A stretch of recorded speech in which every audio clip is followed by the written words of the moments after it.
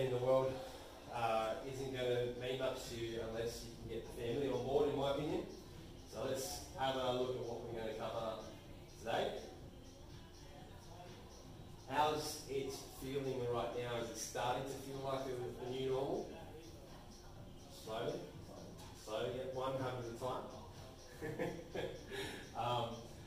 So over today's lesson, I'm going to talk to you about the core fundamentals of getting the kids, partner, friends, family on board and how to approach those situations. I'll try and cover as much of it as possible because I know that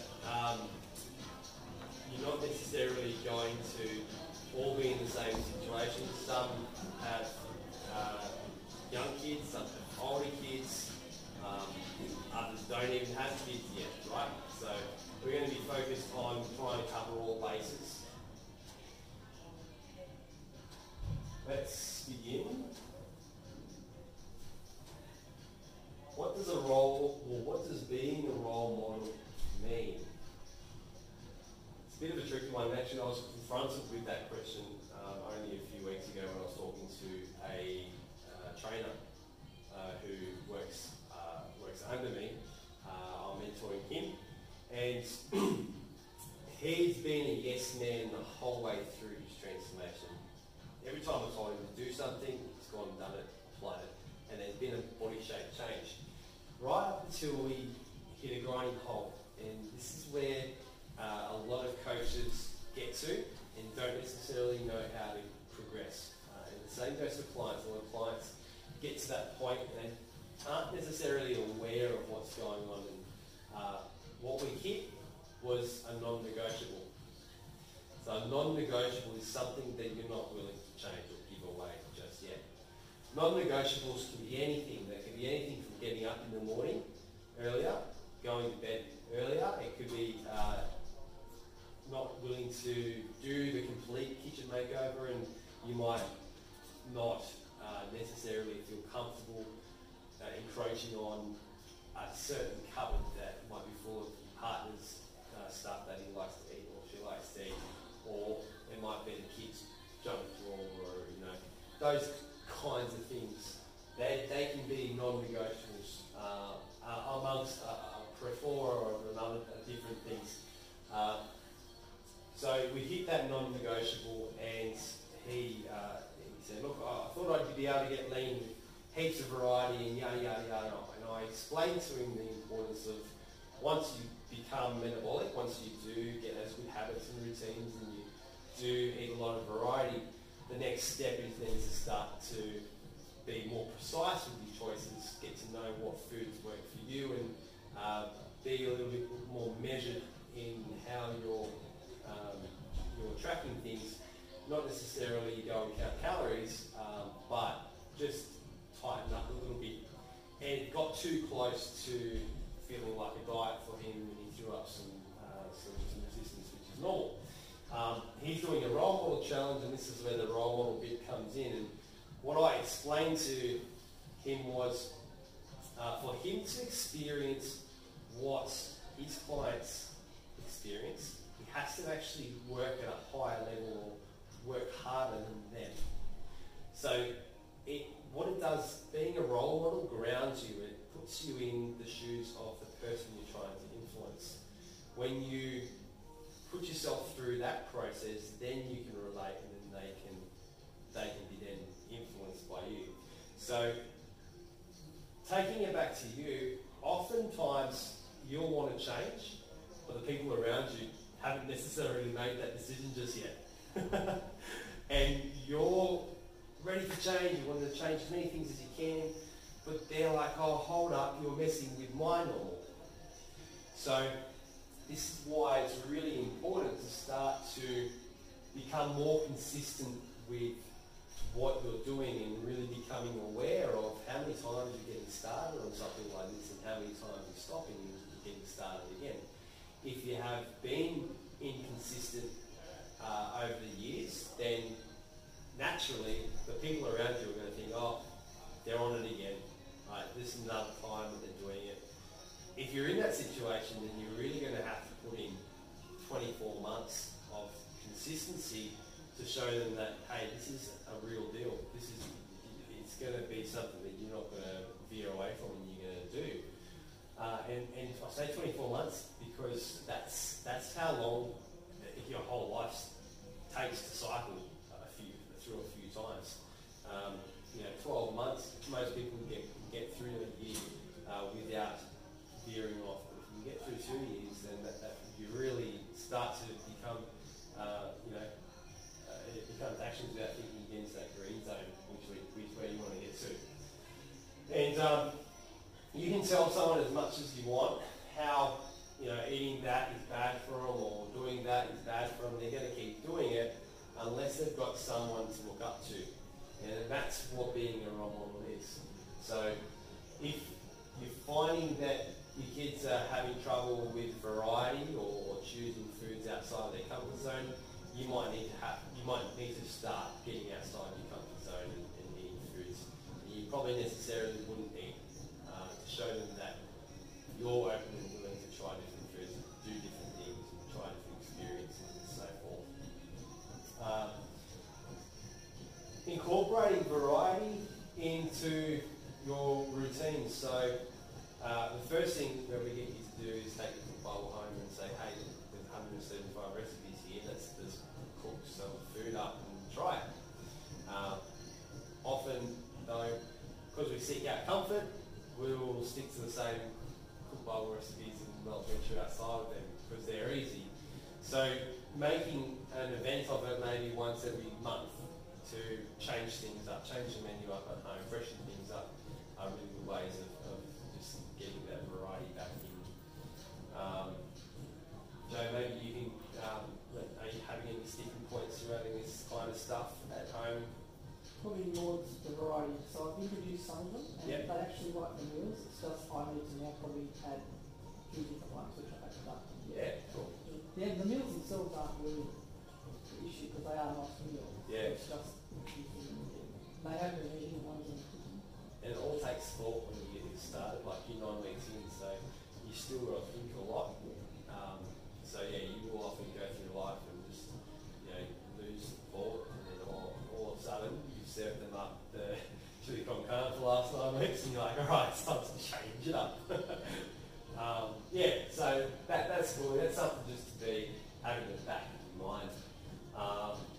Obviously patience and persistence comes into this as well. Just be very mindful of your changes won't be, their changes, what they're willing to change, won't be as big or as fast as what yours will be because you're the one that's made the decision and not them. So they're just along for the ride. Cool. Now, we've talked about how you've got to be a role model and how you've got to sort of just have realistic expectations of them, but how can you really speed this process up?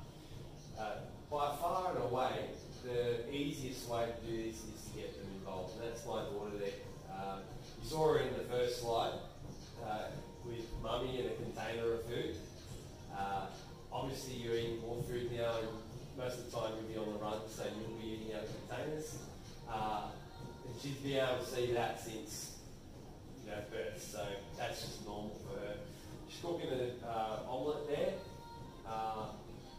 and mum and dad are really close. Yep, there's a hot pan. She's got the egg flip. She's in a little bit of danger, but she didn't get hurt. You can get her crossing the road. And in my view, that there is worth the risk. And you can sort of look at risk and reward. But now she eats whatever she gets, whatever's put in front of her, and she'll ask for different things. Today, for example, she had garlic chicken rissoles and sweet potato chips for breakfast. She goes, Mummy, I don't want an omelette. I want some chicken. What do we have for that? It's chicken. Chicken, garlic rissoles? Yep, good, cool. So she'll eat whatever's put in front of her. You can get them involved at every stage of the process, at any age as well. Especially, if they are older kids and they are teenagers now, getting them in the shopping centre and explaining to them how to shop, shopping perimeter, getting them to pick an ingredient and then making a dish surrounding that ingredient and give them pride and make them want to eat that type of food.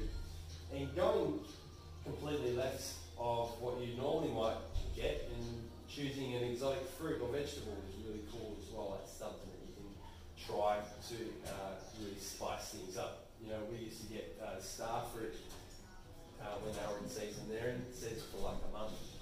And we look up where star fruit was from, and we put it in one of our salads, our CK salad. Because the CK salad is anything that's been canned, chopped, pretty much you can chuck the kitchen sink in there. So doing that stuff like that's really cool. Taking your time, smelling the produce, and engaging them in tasks that are age appropriate. Logie will often chop with us, so on Tuesday she'll get her little wooden knife out and she'll chop up the food. And if they've been involved in a part of the process along the way, they're more likely to eat it. One of my favourite analogies is we, in our culture, the TV in the lounge room is the centre of the house, but in traditional villages, Polynesia, in Japan, places there are blue zones and people are relatively healthy, their kitchen, their dining table, that's the centre of the house, it's the centre of the community. So if we can not necessarily turn the TV off and chuck it outside the house, but if we can move some of that time spent there into the kitchen, we're going to be much better off. So this is my other daughter. She's got a 24-hour window. You might be wondering, how do you construct meals for kids, teenagers? So this is what we're going to talk about now. Everybody still needs these three things: good proteins, good carbohydrates, good fats. But kids have a 24-hour window. So what that means is they can have their high energy carbs any time of the day and it's not going to hurt them. Okay? The main thing is not to give them empty calories in terms of those high energy carbohydrates. So it's not a reason to go and have chips and biscuits and or snack on all those kinds of things all the time, because you want to be mindful of the habits they're developing now that's going to carry over to when they're in adult life. But making sure that each meal does have a high energy carbohydrate source with it is going to fuel them, especially if they're active. This 24-hour window, however, doesn't last forever. It only lasts as long as their activity levels are high. So if you take a step back and you have a look and you think, all right, my kid's very active. Are they playing at school and then they come home and they're playing outside? Or do they play at school, do some homework when they get home, and then it's the bedtime routine or whatever it might be, or they might be relaxing? You've got to look at how their day is set up, and if it's weighted more heavily activity-wise to a certain part of the day, that's where they'll have their high energy carbs. If they start to become really sedentary, especially when they start to play games and social network and that kind of thing, that's when the high energy carbs sort of slip away. There are points in growing up where teenagers do become very sedentary, much like their adult counterparts, and that's when they need to perform intense exercise because they're no longer getting their activity requirements in. So the only difference between us and a kid is we have a sedentary job most of the time. We send our bums to do work.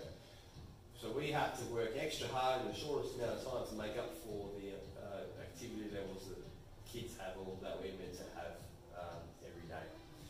So this is how the meal construction works and how the window works as well. Any questions of that? Makes sense? Yeah. Cool. Some examples for different kinds of incorporations. You've got your premium grades, which are obviously the best for the high energy carbs. This is actually a yogurt and oat sludge thing, protein and dairies and stuff that she's made up. She made it herself. She thought it was pretty cool. burrito bowls, so chuck some rice in some taco mix. You can have the tacos rather than the rice. Those kinds of things are generally pretty good. Snack-wise, you can give them oat bars that don't have too many ingredients in the list. I like to pick the ones with the shortest list of ingredients possible. So when I'm looking through the aisles and I'm looking at the muesli bars, I'm looking for ones that look like they're still oats rather than they've been mashed and mushed and mushed together and they're unrecognisable. Inverted sugar is one ingredient that I've seen on some muesli bars, like popular ones like Uncle Toby's, and I'm not quite sure exactly how you invert sugar. I don't want to give that to my kids, so I don't necessarily go with that. You don't have to go too crazy with it. You don't have to go and buy all organic kale chips and stuff. Potato chips are fine. They've been air dried, not deep fried, that kind of stuff. Rice cakes are really good. Heaps of different things. Biscuits and cheese. You obviously want to limit the sugar as much as you can, and so forth. And then, just as adults need the right environment, so do kids. The thing is, we all love to treat ourselves. We all like to eat the indulgences like, burgers, ice cream, pizza, that kind of thing. So, the further away from the home you can have it, the better. Make an event out of it. Make it a special event. Make it something you have to go out and get. If you think about it, we used to hunt for our food.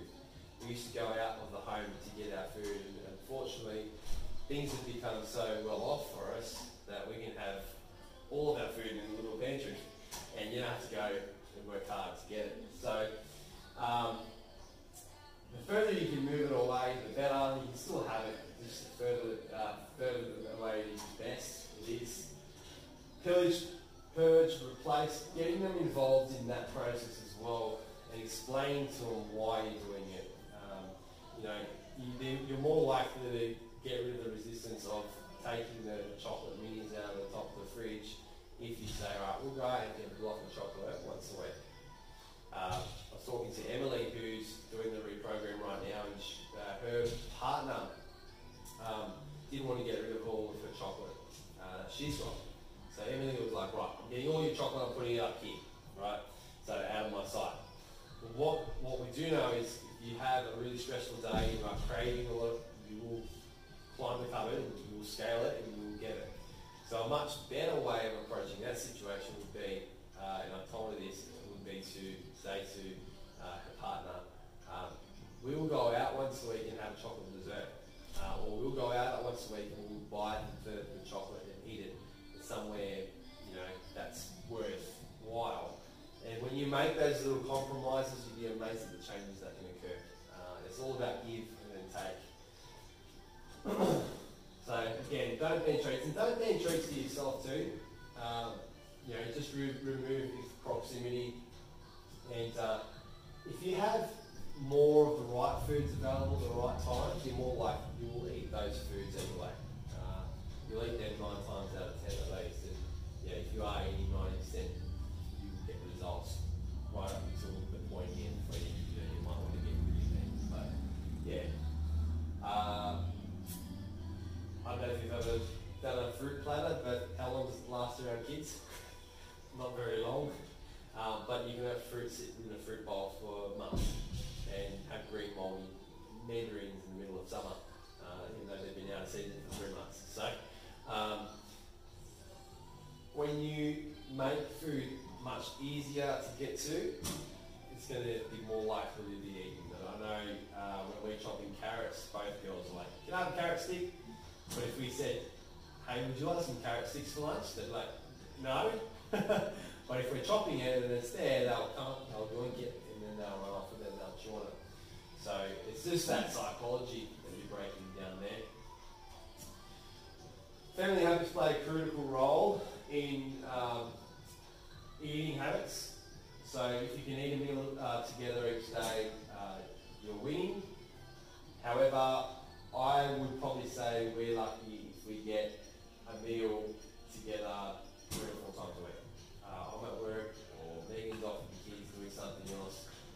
So I don't necessarily like to make this a strict rule. Sometimes the kids are ready and they're running around and you just can't get them to sit down too. So just know that your kids will not starve. They will not starve. They will eat if they need to eat. So don't get too caught up in that. But as long as you're consistent and you're being that role model, then they're going to clue on and they're going to catch on. So they're the main ones. Let's say you go into a party and you've got some friends you want to impress and you don't necessarily want to eat the food that's being served or offered. You can go and grab something out of the cook bottle, like the garlic chicken rissoles, the pumpkin muffins, the healthy pinwheel wraps, party kind of food. Make it up, take it along. Just remember, when you are presenting food to other people, the more interesting you can make it, the more taste and texture, crunch and colour you can include, the more visually appealing it'll be, the more likely people are to eat it and think, oh yeah, that was pretty cool. Rather than, you can't think of anything worse than lettuce, tomato and onion for a salad. So variety is the spice of life. And to get your family to eat more of that. Adding in fruits, nuts, things that make you salivate and want you to take the next bite will really help in that process of getting them to eat their veggies. I've seen greens mixed with sultanas in it before to help kids eat their greens. I've seen salad with all sorts of different things, and pineapple and not nice yummy things to make them crunch through the rest of it.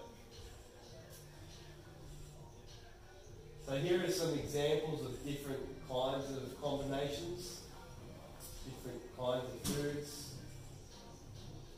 And really, this is what I've been banging on about for the last 9 weeks, is getting back to building a nice relationship with food again. If you can do that, you'll build the habits and routines brick by brick, and then when you eventually get to a point where you want to say, hey, I want to lose this many kilos, or I want to get to this body fat percentage, or I want to be able to go for this run, you can periodise your nutrition in a way where it is very precise for a certain amount of time, and you come out of the other end of it, go back to your variety, and you can maintain that result much better than you could have before. And that's the beauty about being metabolic and then being precise, is that nothing's forever. I think a lot of people get a little bit hasty when they feel as though this is all they're going to be able to eat for the rest of their lives. The cook bubble is only for a short amount of time. It's a tool for you to use to fall back in love with food, build a relationship with it, increase your variety, and then as you start to build those habits and routines, then you'll start to construct your own meal, but not before those habits and routines are in place. There's a lot of power in going back to the start. I know people have done this for 5 years, and then now they've done the pointy end, they've eaten chicken and beans, and they've got really lean and won competitions, and now they've been spat out the other end, and they're going back to the variety and back to being metabolic. So it's a perpetual cycle, this thing. It doesn't stop. You can go back and forth as much as you like. So if you are in your first program and you are in week 9, you feel like, I'm overwhelmed, I'm not keeping up, I haven't watched all the lessons, don't worry, this is just the beginning. What you can do is focus on what you need to do this week. So forget everything else, forget about catching up.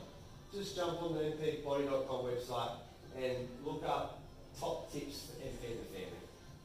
There's some really good reading there. And then just be patient, but try and implement one thing at a time. You might find one of those 10 things that you can really do. It might not be the biggest thing, it might just be a small thing, but you might pick it and say, I'm going to try it and see how it goes. And it might be going for an excursion to the shopping centre as a family and, you know, picking something and taking the time in the food prep rather than rushing around like a mad hat in the kitchen and, you know, spending some quality time together, but in the kitchen, you might be surprised, you know, just how far you can get with the family. Friends, housemates, all of that stuff, all counts, it's all the same thing. So I hope you enjoyed that, and I'll see you next week. Next week is our last lesson, and it's the it's the pointy end. It's the metabolic classification. So you've been waiting this whole time to figure out what's this metabolism of mine doing. That's the lesson.